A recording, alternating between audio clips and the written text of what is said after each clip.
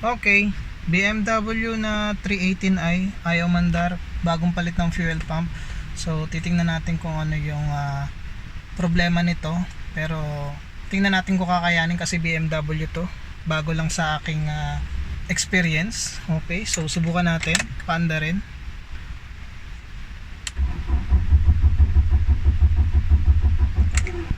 Okay, so ayaw mandar, ayaw niya tumuloy. Gagawin natin ay check natin yung fuel kung meron ba siyang spark. Ayan, compression.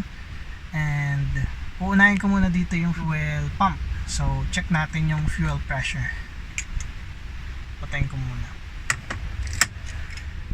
Ayan, bale binunot ko na yung socket, yung matabang wire. Dito ko ilalagay yan, yung dalawang terminal.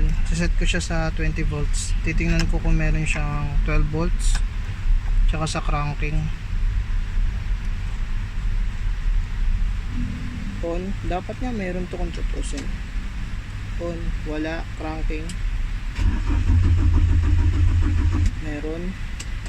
So dapat umandar yan sa cranking kasi meron sanang supply. Punta muna ako sa makina, tingnan ko sa fuel, doon sa may injectors at saka kung meron siyang spark. Pinauna kasi sa akin itong mga idol eh. Bale, ito muna daw, tingnan kasi ginalaw to. Okay, so punta muna ako sa makina. Ayan, bale, scanin ko muna.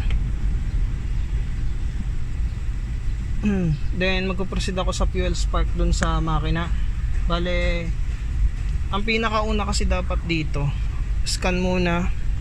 Sunod kung meron ba siyang spark. Sunod kung okay ba yung kanyang fuel pressure.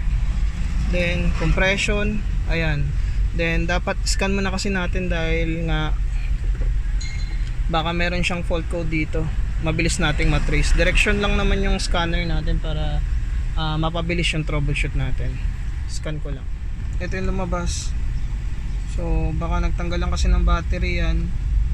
Yun, kasi may system voltage 9 volts. Bale, mano-mano tayong checking. Ayan, bale, tanggalin ko muna yung mga takip, no? Dito natanggal ko na. Ito, tatanggalin ko pa lang. Ito, check ko yung fuel pressure nito dito sa fuel rail nya.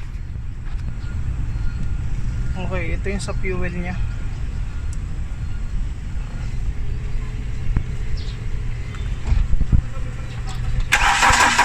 Up! Patay. Lakas ah. Ayun mga idol, bale tinanggal ko na lang kasi ang hirap magdukot ng socket nya dito para malaman yung 12 volts nya kung meron siyang pulsing. So tinanggal na lang. Pagka nag-pulse yan, okay yung kanyang circuit. So tatanggalin ko rin tong ignition coils kasi baka magliab o mag-spark, matalsikan. Mahirap na. Safety first. Okay.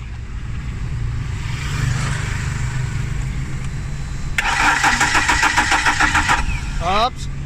Ge. Op. Walang lumalabas ng fuel eh.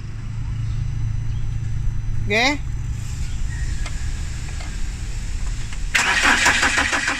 Ayan o, bale nakita natin na meron siyang fuel pressure, wala siyang injector pulse, wala rin siyang ignition.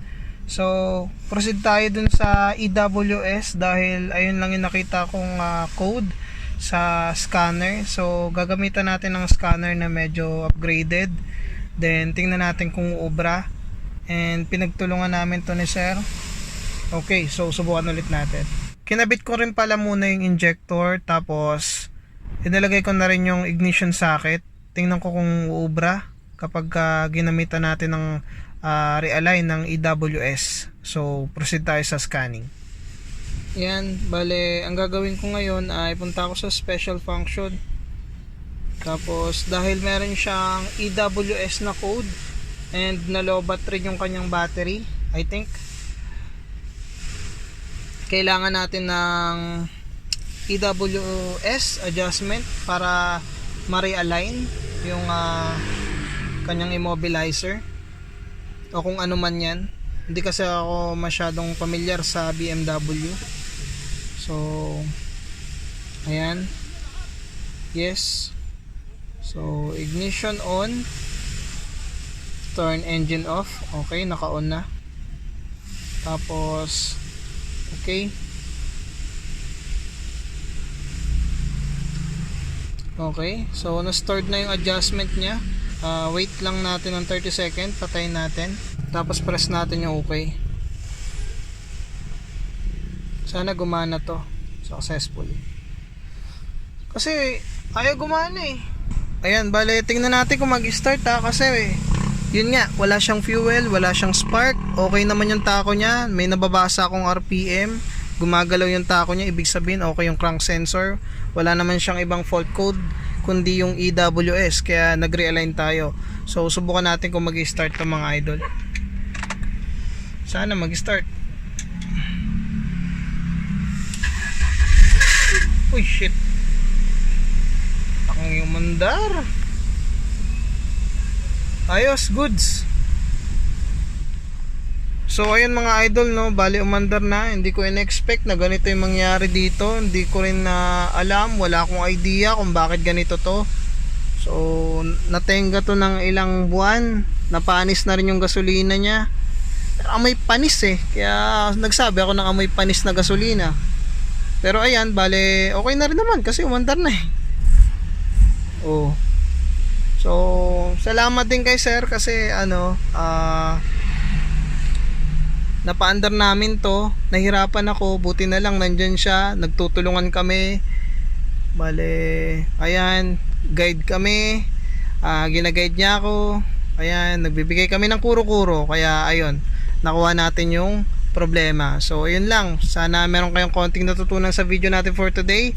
Yung ayaw mandar, no spark, no fuel.